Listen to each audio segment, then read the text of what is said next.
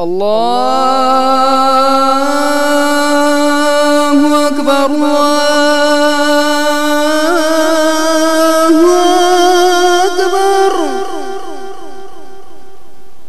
الله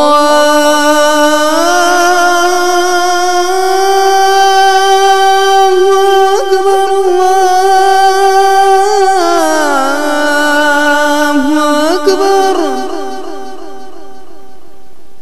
أشهد أن لا إله إلا الله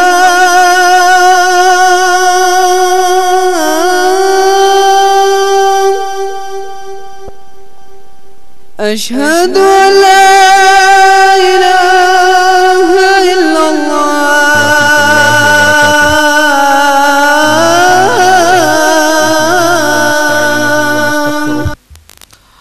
ونعوذ بالله من شرور أنفسنا ومن سيئات أعمالنا من يهده الله فلا مضل له ومن يضلل فلا هادي له وأشهد أن لا إله إلا الله وحده لا شريك له وأشهد أن محمدا عبده ورسوله أما بعد أعوذ بالله من الشيطان الرجيم بسم الله الرحمن الرحيم يا أيها الذين آمنوا اتقوا الله حق تقاته ولا تموتن إلا وأنتم مسلمون يا أيها الناس اتقوا ربكم الذي خلقكم من نفس واحدة وخلق منها زوجها وبث منهما رجالا كثيرا ونساء واتقوا الله الذي تساءلون به والأرحام إن الله كان عليكم رقيبا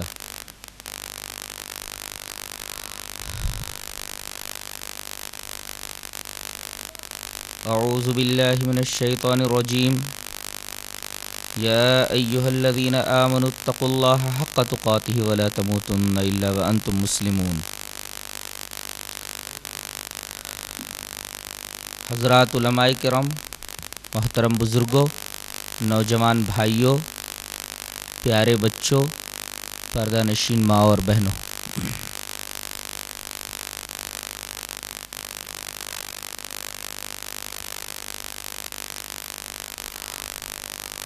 آج اس مبارک مجلس میں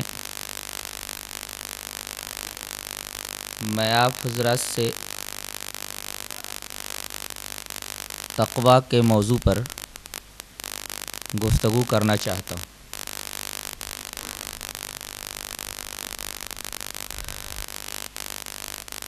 جمعہ کے خطاب میں جیسا کہ آپ کو معلوم ہوا کہ روزوں کی فرضیت کا سب سے بڑا مقصد یہ ہے کہ ایمان والوں کے دلوں میں تقویٰ پیدا کیا جائے۔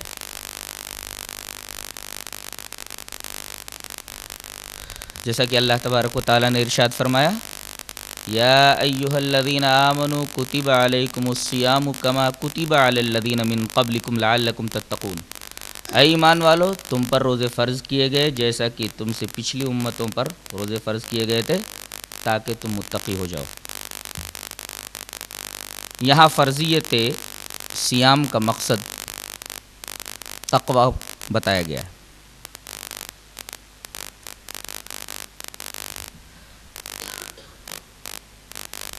تقویٰ کا لفظ عربی کے لفظ وقایہ سے نکلا ہے۔ وقایہ کا مطلب ہوتا ہے بچانا۔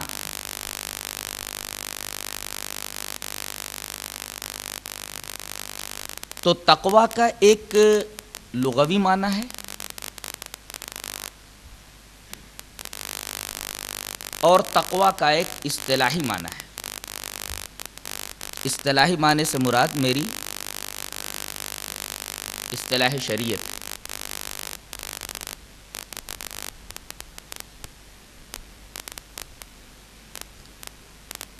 اگر کوئی آدمی گناہوں سے اپنے آپ کو بچاتا ہے تو سمجھو وہ تقوی اختیار کر رہا ہے۔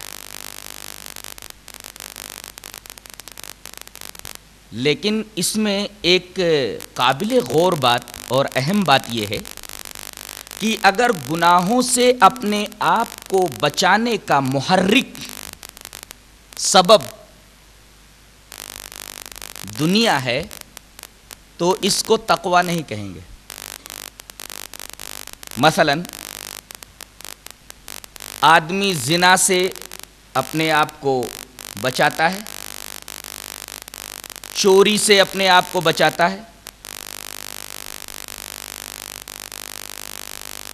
شراب سے اپنے آپ کو بچاتا ہے، ان گناہوں سے اپنے آپ کو بچاتا ہے، مگر اس بچانے کا محرک دنیا ہے۔ مثلا پولیس کے خوف سے، بدنامی اور رسوائی کے خوف سے، قید و بند کی صعوبتوں کا تصور کرنے کی وجہ سے، اگر ان تمام اسباب کی وجہ سے وہ گناہوں سے اپنے آپ کو بچا رہا ہے تو گناہوں سے تو اپنے آپ کو بچا رہا ہے، مگر اس کو اصطلاح شریعت میں تقوی نہیں کہیں گے، کیونکہ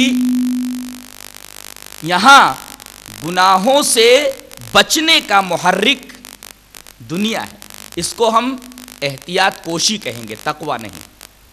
لیکن اگر کوئی آدمی ان گناہوں سے اپنے آپ کو بچاتا ہے خوف خدا کی وجہ سے تو اس کو اصطلاح شریعت میں تقوی کہتے ہیں۔ خلاصہ یہ نکلا کہ گناہوں سے اپنے آپ کو بچا رہا ہے، اس کا سبب، اس کا محرک اگر دنیاوی ہے تو وہ تقوی نہیں، احتیاط کوشی ہے۔ لیکن کوئی آدمی اپنے آپ کو گناہوں سے بچا رہا ہے اور اس کا محرک خوف خدا ہے تو اصطلاح شریعت میں اس کو تقوی کہتے ہیں۔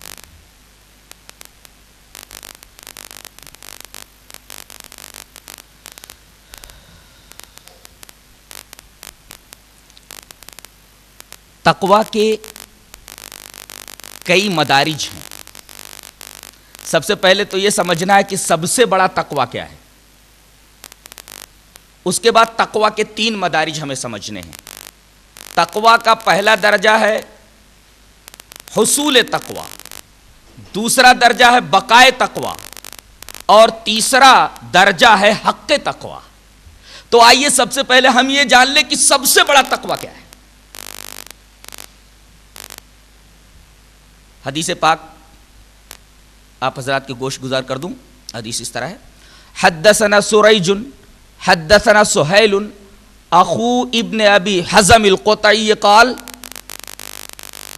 حدثني ثابت البناني رضی اللہ تعالی عنہ قال سمعت انس بن مالک رضی اللہ تعالی عنہ يقول سمعت رسول اللہ صلی اللہ علیہ وسلم قرأ هذه الآية وما تشاءون الا ان يشاء الله هو اهل التقوى واهل المغفرة فقال رسول اللہ صلی اللہ علیہ وسلم یقول ربکم عز وجل انا اہل ان اتقى ان يجعل معي الها آخر فمن اتقى ان يجعل معي الها آخر فهو اہل لان اغفر له رواہ احمد فی مسندہ۔ یہ روایت پوری سند کے ساتھ آپ حضرات کے سامنے پیش کر دی گئی ہے۔ حضرت ثابت بنانی فرماتے ہیں کہ میں نے انس بن مالک رضی اللہ تعالیٰ عنہ کو یہ فرماتے سنا کہ رسول اللہ صلی اللہ علیہ وسلم نے یہ آیت پڑھی۔ کون سی آیت؟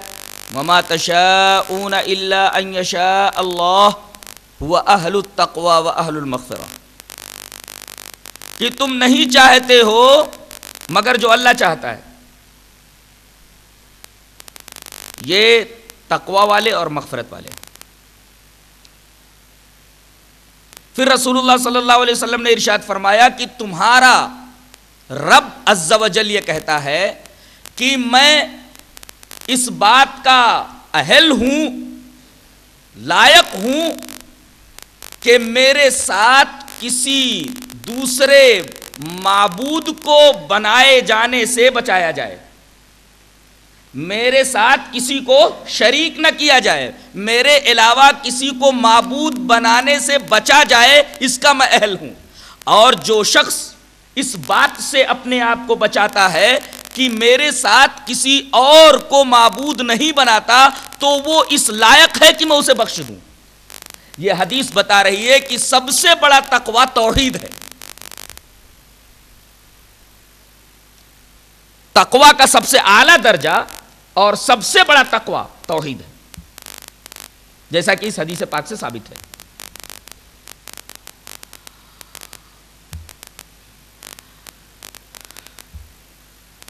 جی چاہتا ہے یہاں تقوی کی فضیلت پر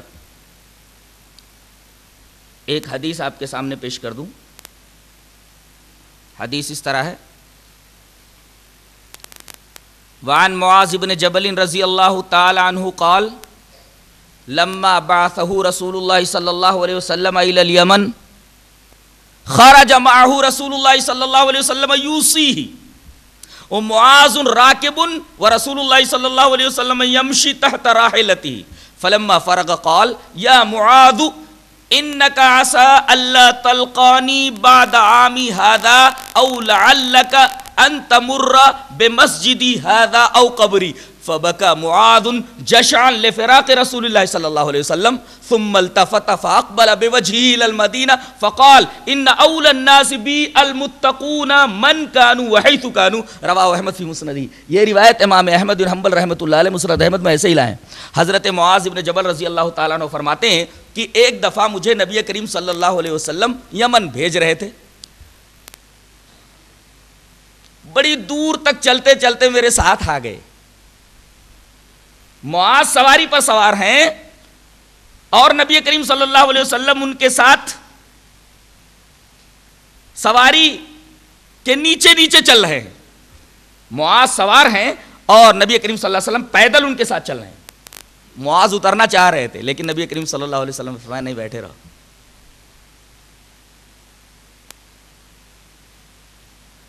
جب جدا ہونے لگے تو نبی کریم صلی اللہ علیہ وسلم نے کہا، اے معاذ جا تو رہے ہو لیکن شاید اس کے بعد تم سے میری ملاقات نہ ہو سکے، اور جب تم آؤ تو میری اس مسجد کے پاس سے گزرو یا میری قبر سے گزرو، شاید اس کے بعد میری تم سے ملاقات نہ ہو۔ یہ سنتے ہی حضرت معاذ ابن جبل زارو قطار رونے لگے۔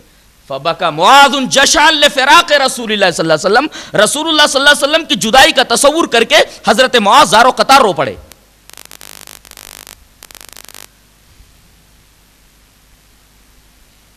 کہ ابھی تو میں رسول اللہ صلی اللہ علیہ وسلم کو دیکھ رہا ہوں، اب اس کے بعد آپ کا دیدار نہیں ہو سکے گا، اب میں کہاں ملوں گا رسول اللہ صلی اللہ علیہ وسلم سے، یہ تصور کر کے وہ زارو قطار رونے لگے۔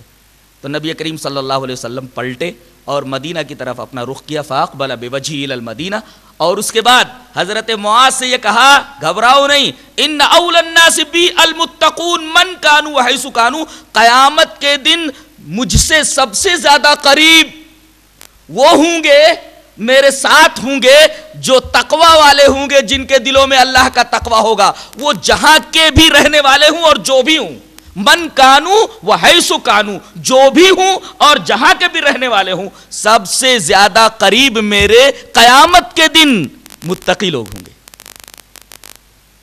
یہ حدیث بتا رہی ہے کہ اگر قیامت میں نبی کا پاک صلی اللہ علیہ وسلم کے ساتھ ہمیں رہنا ہے، ہمیں تقوی کی زندگی بسر کرنی ہوگی، تقوی اختیار کرنا ہوگا۔ یہ تقوی کی فضیلت کے اوپر ایک بہت ہی پیاری اور بڑی اچھی حدیث آپ کے سامنے پیش کی گئی۔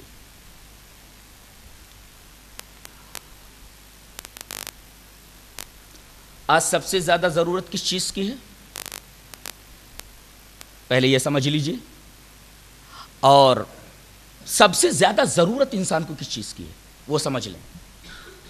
سب سے زیادہ ضرورت انسان کو نجات کی ہے کہ نجات کیسے ملے، اور اس کے بعد سب سے زیادہ ضرورت انسانوں کو اتحاد کی ہے۔ بات سمجھ میں آئی؟ سب سے زیادہ ضرورت انسان کو نجات کی ہے کہ مجھے نجات کیسے ملے، اور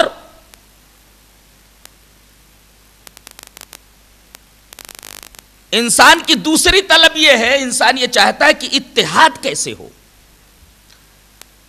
اللہ تبارک و تعالی نے چوتھے پارے میں سورہ آل عمران کے اندر یہ بتا دیا کہ نجات کا دار و مدار دو اصولوں پر ہے، اور اتحاد کی بقا بھی انہی دو اصولوں پر ہے۔ اتحاد باقی رہے گا انہی دو اصولوں کے پیش نظر. جو ان دو اصولوں کو برتے گا وہ متحد رہے گا, اور نجات جنہیں چاہیے وہ ان دو اصولوں کو اپنی زندگی میں لائیں. وہ دو اصول کیا ہیں؟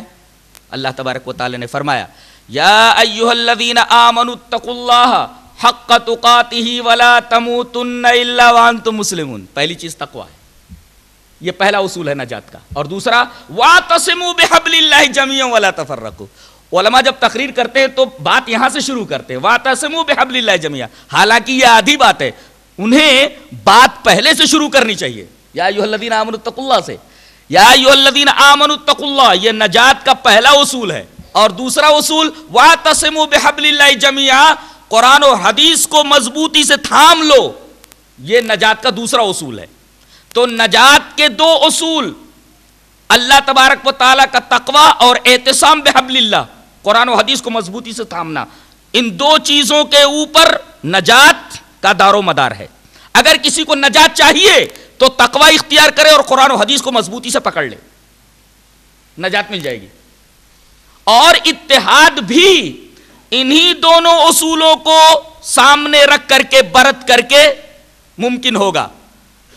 اگر ان دو اصولوں کو چھوڑ دیا جائے کبھی اتحاد نہیں ہوگا. آج غور سے دیکھیے, مسلمان جو مختلف فرقوں میں بٹے ہوئے ہیں, اس تفرق, تحزب, تشدد, افتراق, پراگندگی, ان کے اوپر اگر غور کیا جائے تو معلوم یہ ہوگا کہ یہی دو چیزیں مسلمانوں میں نہیں ہیں. ایک تو تقوی نہیں ہے, اللہ تبارک و تعالیٰ کا خوف نہیں ہے, ڈر نہیں ہے, اور دوسرے انہوں نے قرآن مجید اور احادیث رسول کو پسے پش ڈال دیا ہے, چھوڑ دیا ہے. اعتصام بحبل اللہ بھی نہیں ہے اور تقوی بھی نہیں ہے. اب یہ دو چیزیں جو اتحاد کے دو اصول تھے, ان کو جب مسلمانوں نے چھوڑ دیا ہے تو اتحاد کیسے ہو سکتا ہے؟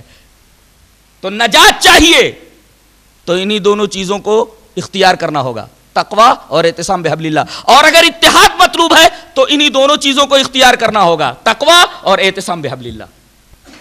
اور ولا تفرقوا کہہ کر کے تو قرآن حکیم نے ایک عجیب بات فرما دی کہ تفرقہ بازی ختم ہو ہی نہیں سکتی اگر یہ دو اصول تم لوگوں نے پیش نظر نہیں رکھے. تو یوں کہا گیا یا ایھا الذین آمنوا اتقوا اللہ حق تقاتہ ولا تموتن الا وانتم مسلمون واعتصموا بحبل اللہ جميعا ولا تفرقوا. پہلے دو اصول بتائے گئے نجات کے, اتحاد کے دو اصول بتائے گئے, اور پھر ولا تفرقوا کہہ کر کے بتایا گیا کہ تفرقہ بازی ختم ہو ہی نہیں سکتی اگر تمہارے دلوں میں تقوی نہیں ہے اور تم اگر قرآن و حدیث کو مضبوطی سے نہیں پکڑو گے تو.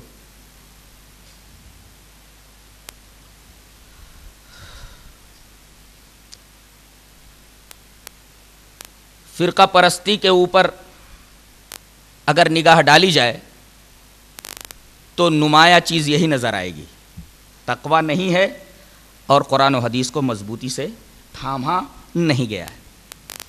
ورنہ قرآن و حدیث کی توضیح, تعبیر, اس کے فہم میں اختلاف ممکن ہے. ایسا اختلاف تو صحابہ کرام کے زمانے میں بھی ہوا ہے, لیکن اس اختلاف کے باوجود وہ گروہوں میں نہیں بٹے. اختلافات ہوئے لیکن اس اختلافات کے باوجود وہ گروہوں میں نہیں بٹے. کیوں؟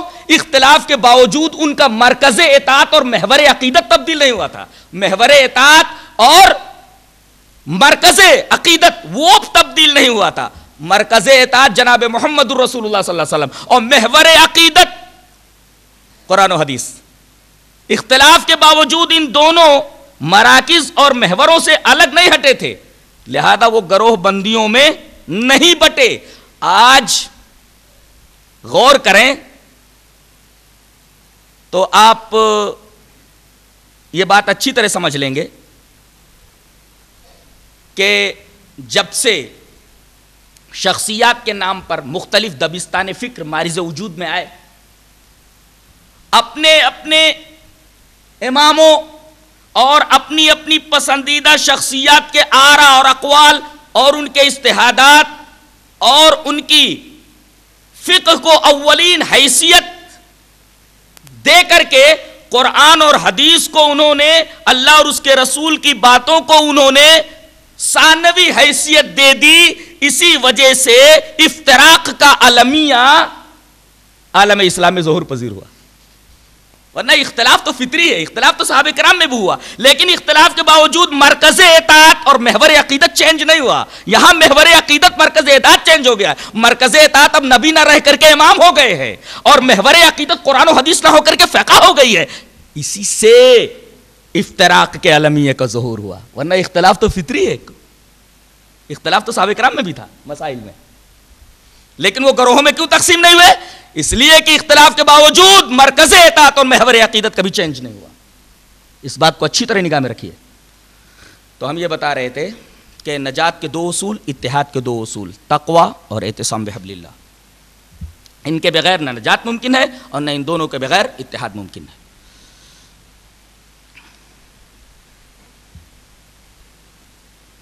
تقوی کے درجات کیا ہیں؟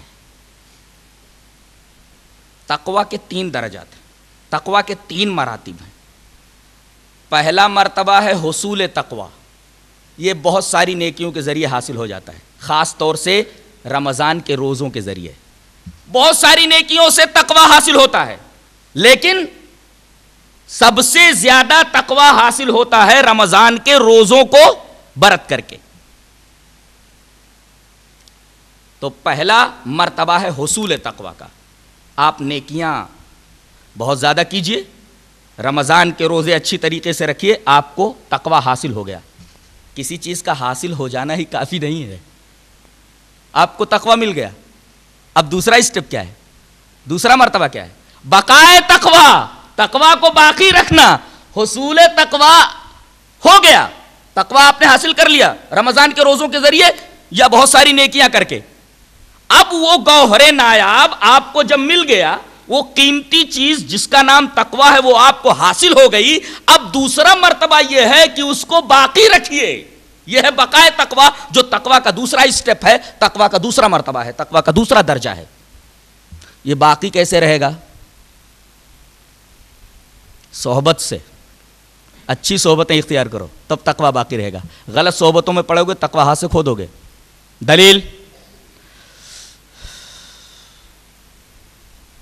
دلیل ابھی پیش کرتا ہوں, پہلے ایک بات بتا دوں.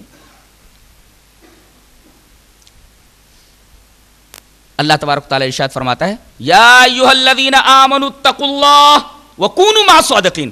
اے ایمان والو, اللہ کا تقوی اختیار کرو اور سچوں کی صحبت اختیار کرو. تقوی کے بعد وکونوا مع الصادقین کہنا اس بات کی دلیل ہے کہ بقائے تقوی کے لیے صحبت صادقہ ضروری ہے, اچھے لوگوں کی صحبت ضروری ہے. ورنہ اتقوا اللہ کے بعد وکونوا مع الصادقین نہ کہا جاتا. بقائے تقوی کے لیے صالحین کی اور اچھے لوگوں کی صحبت ضروری ہے تاکہ وہ تمہاری تربیت کریں. علماء کی صحبت اختیار کیجئے, علماء سے مسائل معلوم کیجئے, علماء سے قرآن و حدیث کی تعلیم لیجئے. جب علماء کی صحبت, اچھے لوگوں کی صحبت اختیار کریں گے, اس صحبت کے اختیار کرنے کی وجہ سے تقوی باقی رہے گا, ورنہ تقوی حاصل ہو کر کے بھی ہاتھ سے نکل جائے گا. یہ قرآن کی آیت تھی بقائے تقوی کے ثبوت میں. اب ایک حدیث پاک لے لیجئے. حدیث پاک تقریباً 1.5 صفحات پر پھیلی ہوئی ہے. جی چاہتا ہے پوری حدیث پڑھ دوں. حدیث اس طرح ہے, وعن ابی سعید الخدری رضی اللہ تعالی عنہ ان نبی اللہ صلی اللہ علیہ وسلم قال کان فی من کان قبلکم رجل قتل 99 نفسا فسأل عن عالم اہل الارض فدل على راہب فاتاه فقال انه قتل 99 نفسا فهل له من توبہ فقال لا فقتله فكمل به 100 ثم سأل عن عالم اہل الارض فدل على رجل عالم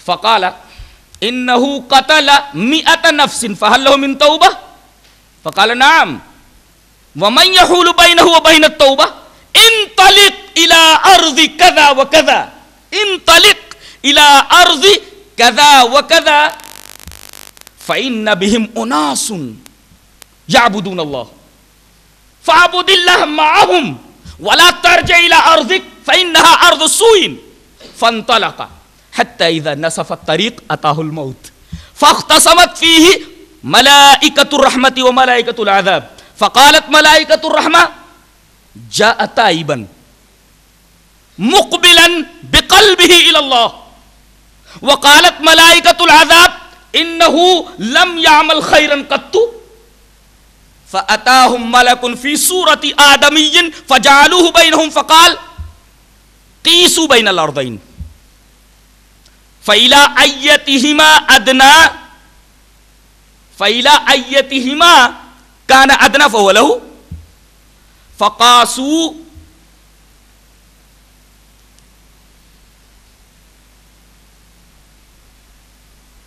فوجدوه أدنى إلى الأرض التي أراد فقبضته ملائكة الرحمة قال قتادة فقال الحسن ذکر لنا انه لما رآه الموت نعى بصدره رواہ مسلم فی کتاب الوصیہ. حضرت امام مسلم اس حدیث پاک کو ایسے ہی کتاب الوصیت کے اندر لائے. پوری روایت میں نے ریفر کر دی ہے. حضرت ابو سعید خدری فرماتے ہیں کہ اللہ کے نبی صلی اللہ علیہ وسلم نے ارشاد فرمایا کہ پچھلی قوم میں ایک آدمی تھا جس نے 99 قتل کیے تھے. قتل 99 نفسا 99 قتل کیے تھے. اس کے بعد اسے اپنی گناہوں پر پچھتاوا ہوا, ندامت ہوئی, میں نے کتنے لوگوں کو مار ڈالا ہے, بہت بڑا گناہ کیا ہے میں نے. فسأل عن عالم اہل الارض, بتایا گیا کہ اس نے پوچھا کہ اس وقت دنیا میں سب سے بڑا عالم کون ہے. لوگوں نے غلط رہنمائی کی, اس نے عالم کے بارے میں پوچھا تھا, وہاں پیر کے پاس بھیج دیے. فدل علی راہب, ایک راہب کے پاس بھیج دیے, صوفی کے پاس بھیج دیے. صوفی تو غلط مسئلہ بتانے والا, اسے کیا معلوم ہوتا ہے شریعت کیا ہے.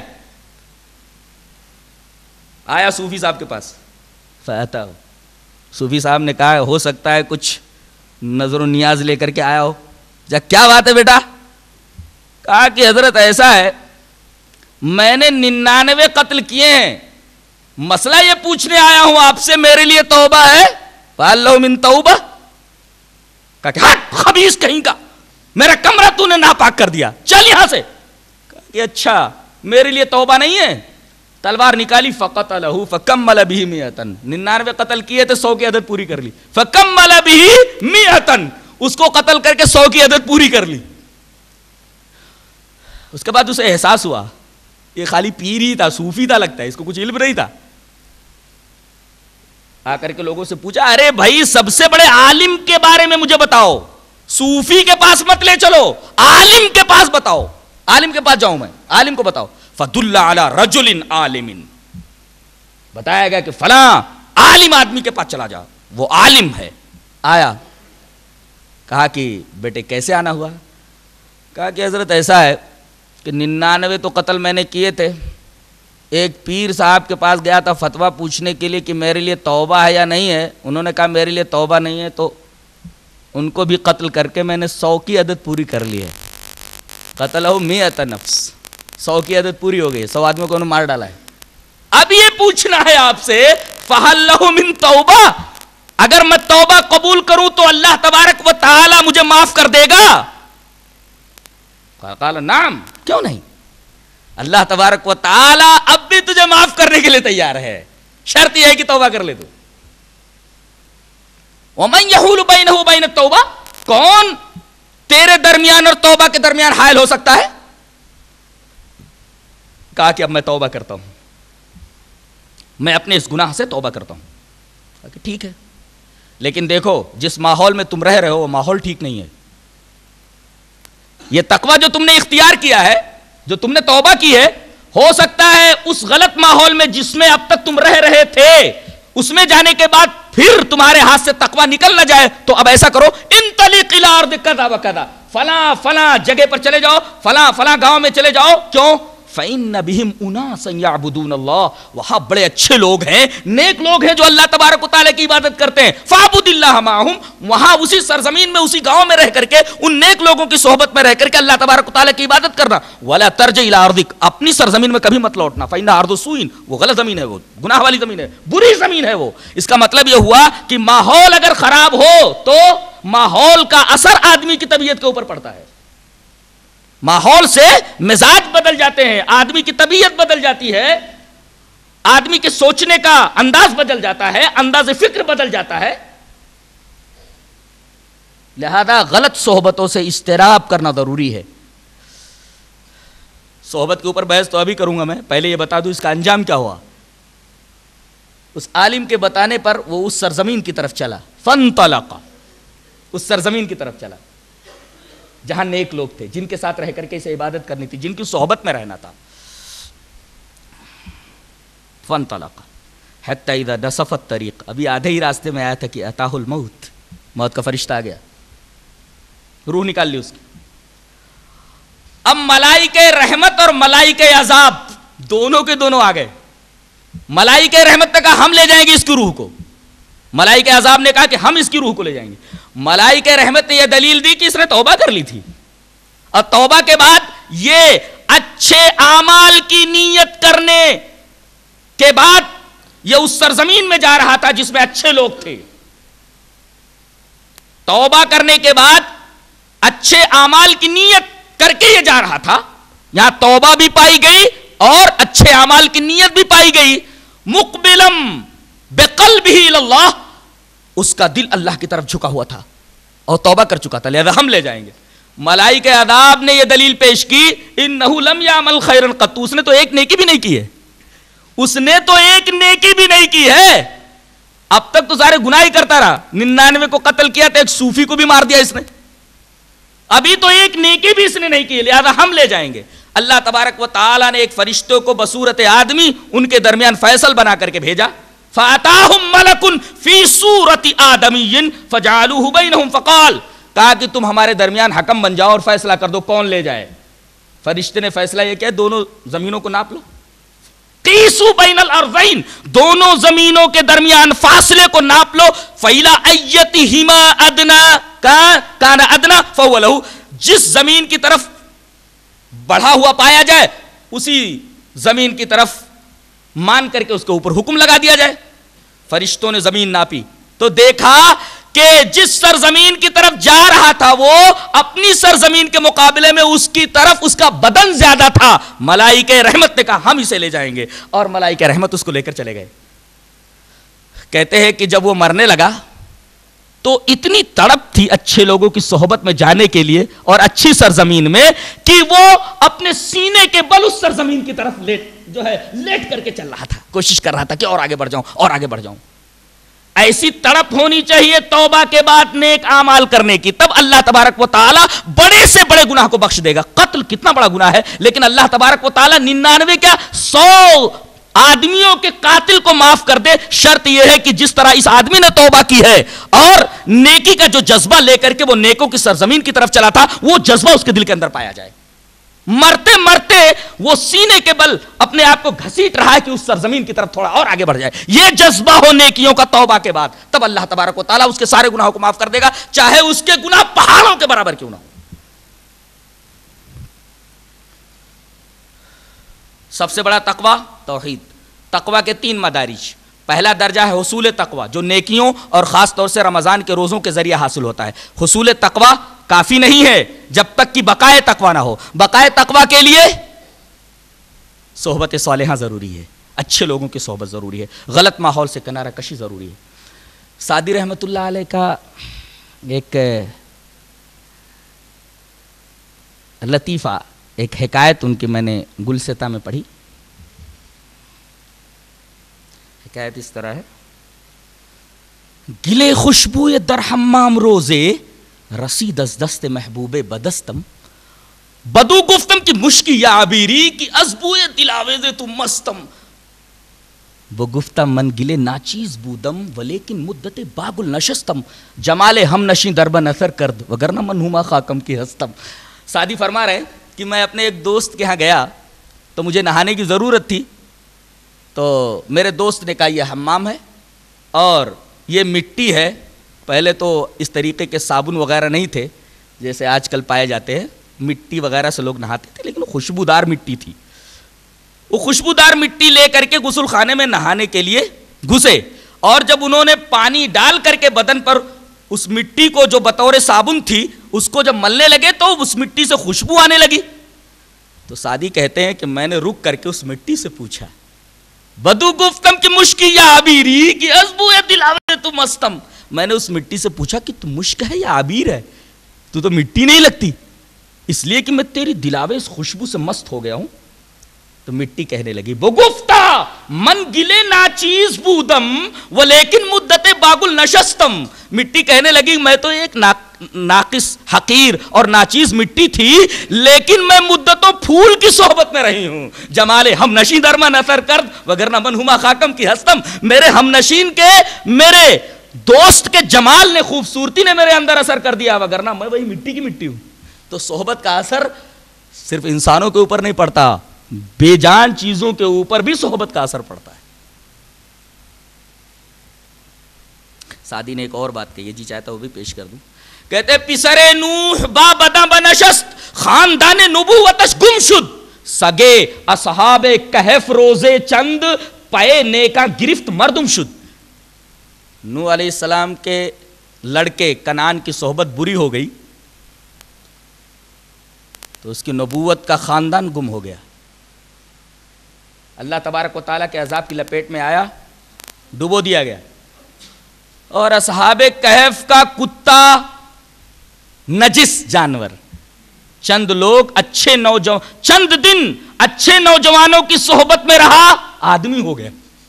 اللہ تبارک و تعالیٰ نے اس کا ذکر کئی بار کیا، وَقَلْبُهُمْ بَاسِطٌ ذِرَاعِهِ بِالْوَسِيدِ، کلبہم کئی بار اس کتے کا ذکر فرمایا۔ اصحاب کہف 3 تھے، 14 ان کا کتا، لوگ کہتے 5 تھے، 6 ان کا کتا، لوگ کہتے 7 سے 8واں ان کا کتا۔ اللہ تبارک و تعالیٰ نے کئی بار اس کتے کا ذکر فرمایا ہے۔ صحبت ہی کا اثر ہے۔ تو حصول تقوی کے بعد بقائے تقوی ضروری ہے۔ حق تقوی کیا ہے وہ سمجھنا ضروری ہے۔ اللہ نے کیا فرمایا؟ یا ایھا الذین آمنوا اتقوا اللہ حق تقاتہ، اے ایمان والو تقوی اختیار کرو جیسا کہ تقوی کا حق ہے۔ اچھا، اللہ کا تقوی تو سمجھ میں آیا، لیکن یہ حق تقوی کیا ہے؟ اتقوا اللہ یہ تو سمجھ میں آیا، حق تقاتہ یہ حق تقوی کیا ہے؟ حق تقوی کی تفسیر خود جناب محمد رسول اللہ صلی اللہ علیہ وسلم نے کی ہے۔ روایت اس طرح ہے، وعن عبداللہ بن مسعود رضی اللہ تعالی عنہ قال قال رسول اللہ صلی اللہ علیہ وسلم اتقوا اللہ حق تقاتہ ان یطاع فلا یعصى ویشکر فلا یکفر وَيُذْكَرَ فَلَا يُنْسَى۔ ابن مردویہ نے اپنی کتاب کے اندر اس حدیث کو ذکر کیا، مرفوع ہے یہ روایت مرفوع ہے۔ حضرت عبداللہ ابن مسعود فرماتے ہیں کہ رسول اللہ صلی اللہ علیہ وسلم نے یہ آیت پڑھی، آیت کا یہ ٹکڑا، اتقوا اللہ حق تقاتہ، اللہ سے ڈرو، اللہ کا تقوی ایسا ہونا چاہیے کہ تقوی کا حق ادا ہو جائے۔ تو حق تقوی کیا ہے؟ اللہ کے رسول نے فرمایا حق تقوی یہ ہے کہ اللہ تبارک و تعالیٰ کی اطاعت کی جائے، کبھی اس کی نافرمانی نہ کی جائے، اس کا شکریہ ادا کیا جائے، کبھی ناشکری نہ کی جائے، اور اس کا ذکر کیا جائے، کبھی اسے بھولا نہ جائے۔ تو اطاعت کی جائے، کبھی اس کی نافرمانی نہ کی جائے، اس کا شکر ادا کیا جائے، کبھی ناشکری نہ کی جائے، اس کو ہمیشہ یاد کیا جائے، کبھی اس کو بھولا نہ جائے، یہ ہے حق تقوی۔ اس کو ایک مثال سے میں واضح کروں۔ ایک صاحب کے بچے کی شادی ہو رہی ہے، پہلی شادی ہے گھر میں، جہیز کے مطالبے ہو رہے ہیں، ماں کہہ رہی ہے کہ ایک ہی تو بیٹا ہے اور اس گھر میں پہلی شادی ہو رہی ہے، ساری تمنائیں دل کی اب نکال لینا ہے، اگر ایسا ہم نے نہیں کیا تو معاشرے میں ہماری ناک کٹ جائے گی، ناک کٹ جائے گی۔ قرآن حکیم بولتا ہے ناک کٹوا لو مگر سنت کا کوئی تقاضا پامال نہ ہو۔ اللہ کا کوئی حکم سنگ دلی سے پامال نہ ہونے پائے، ناک کٹوا لو مگر اللہ اور اس کے رسول کی بات کو غالب رکھو، یہ ہے حق تقوی۔ آج کون ایسا کرتا ہے؟ ناک نہ کٹنے پائے۔ اس ناک نہ کٹنے کی راہ میں سنت کے کتنے تقاضے پامال ہو جائیں، توحید کے کتنے تقاضے پامال ہو جائیں، اللہ تبارک و تعالیٰ کے کتنے حکام و فرامین ہم بے دردی سے کچل دیں، اس کی ہمیں کوئی پرواہ نہیں ہے، ناک اونچی رہے۔ اللہ فرما رہا ہے حق تقوی یہ ہے، ناک کٹوا لو مگر اللہ اور اس کے رسول کی بات کو اوپر رکھو، غالب رکھو، یہ ہے حق تقوی۔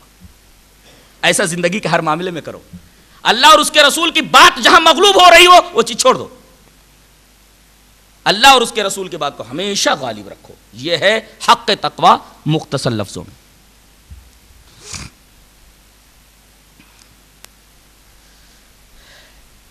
ایک سلگتا ہوا مسئلہ ہے زندگی کا، کہ چاروں طرف مسلمانوں کے خلاف سازشیں ہو رہی ہیں، اور یہ سازشیں عالمی پیمانے پر ہو رہی ہیں۔ ان سازشوں کا مقصد یہ ہے کہ مسلمانوں کو اور اسلام کو صفحہ ہستی سے نیست و نابود کر دیا جائے۔ قید چالو ہے، قید، جس کو ہم اردو میں سازش بولتے ہیں، قرآن حکیم کی زبان میں اسے مکر کہتا ہے اور یا قید کہتا ہے۔ قرآن حکیم کہتے ہیں کہ تمام سازشوں کو اگر دشمنوں کے بیکار کرنا ہے اور ان کے ضرر سے بچنا ہے کہ ان کی سازشیں کچھ نہ کر پائیں تمہارا، تو دو کام کرنے ہیں۔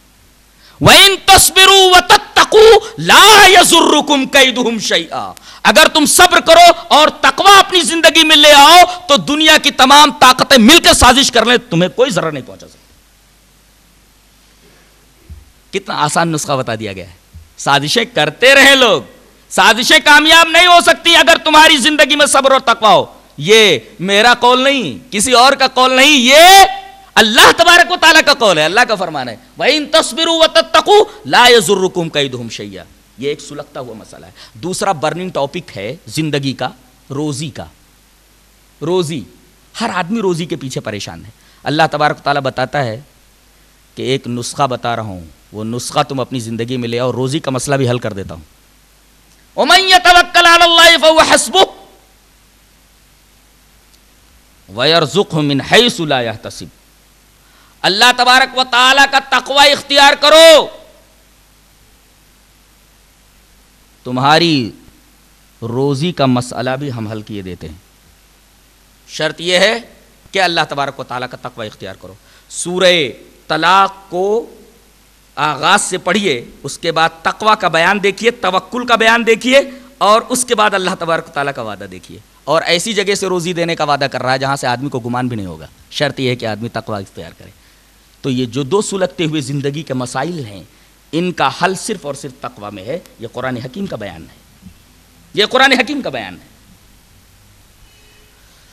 اب آخری پہلو رہ گیا کہ میں تقوی کو اور اچھی طرح سمجھا دوں، اور اچھی طرح سمجھا دوں۔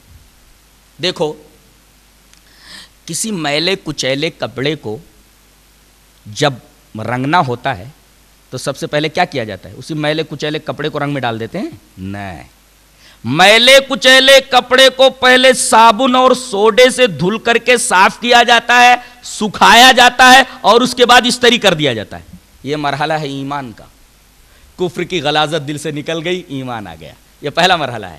میلے کچیلے کپڑے کو صابن اور سوڈے سے دھل دیا گیا، پریس کر دیا گیا، سکھا کر کے، یہ مرحلہ ہے ایمان کا۔ یہ میلا کچیلا کپڑا کیا ہے؟ شرک ہے، بدعت ہے، کفر ہے، دل سے نکل گیا۔ یہ میلا کچیلا کپڑا کیسے صاف ہوا؟ دل کا، ایمان کے ذریعے۔ ایمان صابن اور سوڈے کی طرح ہے، یہ پہلا مرحلہ ہے ایمان کا۔ اچھا، اب کپڑا صاف ہو گیا، استری کر دیا گیا، اب دوسرا مرحلہ کیا ہے؟ اس کپڑے کے اوپر بوٹے بنائے جاتے ہیں، نقش و نگار بنائے جاتے ہیں، پھول پتیاں بنائی جاتی ہیں، برابر، قسم قسم کی پھول پتیاں ہوتی ہیں۔ اچھا، یہ مرحلہ ہے اسلام کا۔ حج، روزہ، زکوٰۃ، نماز وغیرہ، یہ بیل بوٹے ہیں اس کپڑے کے اوپر۔ غور کیجئے کہ ایمان اور اسلام دونوں ایک ہی چیزیں ہیں، ایک ہی چیز میں موجود ہے، اسی کپڑے میں دیکھ لو آپ۔ کپڑا صاف ستھرا ہو گیا، ایمان آ گیا، اور اس پر بیل بوٹے بنا دیے گئے تو اسلام آ گیا۔ مختلف قسم کے بیل بوٹے ہوتے ہیں اور مختلف قسم کی عبادتیں بھی ہوتی ہیں۔ روزہ، اس کی الگ اس کا ایک الگ طریقہ ہے، نماز اس کا ایک الگ طریقہ ہے، حج اس کا ایک الگ طریقہ ہے، زکوٰۃ ایک الگ طریقہ ہے۔ جیسے کپڑوں کے اوپر مختلف قسم کے نقش و نگار بنائے جاتے ہیں، مختلف قسم کے گل بوٹے بنائے جاتے ہیں، یہ اسلام ہے۔ گل بوٹے، نقش و نگار، تزئین و آرائش، یہ دوسرا مرحلہ ہے، یہ مرحلہ اسلام کا مرحلہ ہے۔ اب اس کے بعد تیسرا مرحلہ ہے اس کے رنگنے کا۔ کسی لطیف رنگ میں رنگا جائے، دلاویز رنگ میں اس کو رنگا جائے، تاکہ یہ جو بیل بوٹے کپڑے کے اوپر بنے ہوئے ہیں یہ اور زیادہ نمایاں ہو جائیں، کپڑا اور خوبصورت ہو جائے۔ ورنہ کپڑے کو آپ نے دھل دیا، صاف کر دیا، گل بوٹے بھی بنا دیے، لیکن اگر اسے رنگا نہ جائے لطیف رنگ میں تو کپڑا اچھا نہیں لگتا. تو یہ جو آپ نے لطیف رنگ میں کپڑے کو رنگا ہے، یہ رنگنا احسان ہے، کسی چیز کو اچھی طریقے سے کرنا. پہلا مرحلہ ہے ایمان کا، دوسرا مرحلہ ہے اسلام کا، اور تیسرا مرحلہ جو رنگائی کا ہے لطیف رنگ میں، یہ مرحلہ ہے اخلاص کا اور احسان کا. اچھا، کبھی رنگنے میں بے احتیاطی ہو جاتی ہے. اگر رنگنے میں بے احتیاطی ہو جائے تو کپڑا مکمل خراب ہو جاتا ہے. اس احتیاط کا نام تقویٰ ہے. پورا کپڑا خراب ہو جاتا ہے، اسلام بھی خراب ہو جاتا ہے، احسان بھی خراب ہو جاتا ہے، اور ایمان بھی خراب ہو جاتا ہے. پورا کپڑا ہی خراب ہو جاتا ہے اگر بے احتیاطی سے رنگا جائے. احتیاط سے رنگنے کا نام تقویٰ ہے. اس احتیاط کا نام تقویٰ ہے. اس کو ایک اور مثال سے واضح کروں. ایک بہترین موٹر کار ہے، اس میں ایک بیٹری ہوتی ہے. بیٹری کے بغیر گاڑی نہیں چل سکتی، برابر. بیٹری ایمان ہے. ایمان کے بغیر دین کی گاڑی تو چل ہی نہیں سکتی. جس طرح کسی خوبصورت گاڑی کے اندر بیٹری کا ہونا ضروری ہے چلنے کے لیے، یہی حال دینی زندگی میں ایمان کا ہے. گاڑی تصور میں رکھیے، بیٹری ایمان ہے. اچھا، اس کے جتنے بھی پرزے ہیں، اسٹیئرنگ وہیل ہے، سیٹیں ہیں، بونٹ ہے، پوری باڈی ہے، پہیے ہیں، وہیل ہیں، ساری چیزیں، یہ ساری کی ساری اسلام ہیں. دیکھو ہر ایک کی شکل مختلف ہے. روزہ، نماز، حج، زکات، جیسے پہیہ الگ ہوتا ہے، بونٹ الگ ہوتا ہے، باڈی کا حصہ ایک الگ ہوتا ہے. تو یہ اسلام ہے. چلو بیٹری ہم نے رکھ دی، باڈی بھی بنا دی، ساری چیزیں آ گئی. اگر کلر بہترین نہ ہو کوئی خریدے گا؟ یہ کلر جو ہے گاڑی کے اوپر، یہ احسان ہے، برابر. تو ایمان یہ بیٹری، گاڑی کی پوری باڈی ہے اسلام، اور اس کے اوپر رنگ و روغن، خوبصورت رنگ، یہ احسان اور اخلاص ہے. اور تقویٰ کی حقیقت بریک ہے. بریک. گاڑی کتنی خوبصورت کیوں نہ ہو، گاڑی کی بیٹری کتنی اچھی کیوں نہ ہو، اس کے اوپر رنگ کتنا ہی خوبصورت کیوں نہ ہو، اس کی باڈی کتنی اچھی کیوں نہ ہو، بریک اگر خراب ہے تو گاڑی بھی تباہ ہو جائے گی، بیٹھنے والا بھی تباہ ہو جاتا. یہی حیثیت اسلام میں تقویٰ کی ہے. اللہ تبارک و تعالی ہمارے دلوں میں تقویٰ پیدا فرمائے. وآخر دعوانا الحمدللہ رب العالمین.